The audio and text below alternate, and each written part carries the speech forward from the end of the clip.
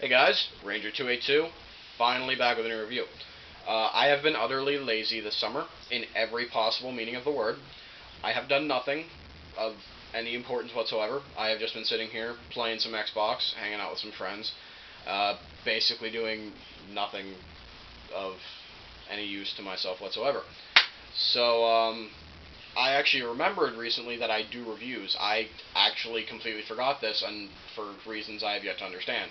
So I remembered though, and I started wanting to do these again, so here it is.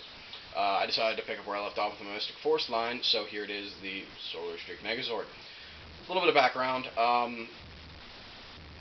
At some point in the story, we are introduced with a lamp that contains a retarded cat thing that I despise with passion still to this day. And along with it became the new Gold Ranger, which was Daggeron, and he, I guess, is the 6th Ranger, 7th if you count the white one. But with him came the Solar Streak Megazord, this odd-looking train thing. To be honest, I never understood how train fit into Magic, but I just stopped questioning it because I realized I was watching Power Rangers. So everything started making sense. So here it is. It is a train. Obviously, I don't have the workspace to do this, but each one of these would link up in some way, shape, or form. They all have some kind of peg that flips or rotates out. So it's just a normal peg. You just go ahead and insert one into the other, and you just roll along on your merry way. Not a whole lot to it. Just to give you a quick overview of each train car. These two over here are to become the legs at some point. Both of these do open as such. So their little pegs are just right here. There's some in the back. They don't do anything. They're train cars. On the bottom here, you can see they don't actually have wheels. They just have these sort of bars that roll. So, I'm just going to put these aside to leave for transformation later because I'm way too lazy to put them all the way back over there. These two here are pretty close to these ones, only they have this slightly more silver finish here, and obviously their hands, if you couldn't tell. These two do open as well. They all open the exact same. It's just I didn't open those the whole way for a reason. So anyway, I'm gonna put these aside as well. Next one over here is going to become the body and head. It's just basically where they would put the coal to fuel the engine. I don't know what it's called because I don't know what trains are. So yeah, it's another train car. Last one here is the engine, by far the nicest looking because it's the engine. It has the nice little wheel effect here that when the front one moves, this little piece goes around and around and around and around. So yeah.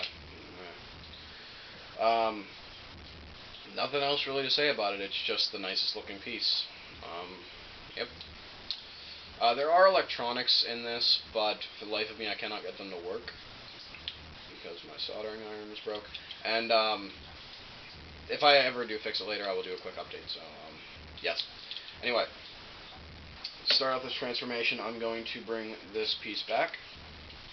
Go ahead and just kind of break it in half here. Flip this piece up, like so, to reveal the head. This piece folds down, and just click together, so we've got this body piece. Moving on, the two legs, which are right here. Here's the first one. You have to watch this transformation. It's very, very delicate and complicated. If you blink, you will miss it. Done. That's all you have to do. Just turn them upright, and they just click in as such. So we've got something that looks like this. As for the hands, first one here, go ahead and just push this piece up, pull this piece out, and basically there are little rails on the side here that just slide into this little hole. So just slide it back, and it's on. Next one, push it up, pull this out, and slide it on. Easy peasy. Last piece here. Go ahead and just pull the wheels out to the sides here. Rotate them upward. And then just kind of push them back to give it more of that sleek look. Last but not least, go ahead and pull down this piece. And if you can see it in there, if I can get the light, yeah, there we go. You can see a nice little SS, one of them's backwards, but it's still SS, and no, there are no Nazis in the area. This means Solar Streak. A little history lesson there for you. Anyway, clicks right into the chest here, and there you have it, the Solar Streak Megazord in all its magnificence.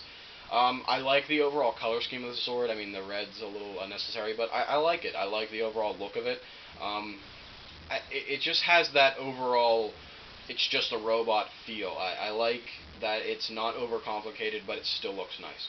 So, obviously this has little to no posability.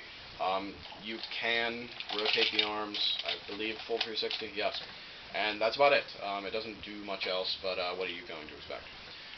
Normally, you can go ahead and flip this piece down, and then there's a little button on the side here that would activate lights and sounds, and shoot his little solar cannon here, but obviously I can't do that.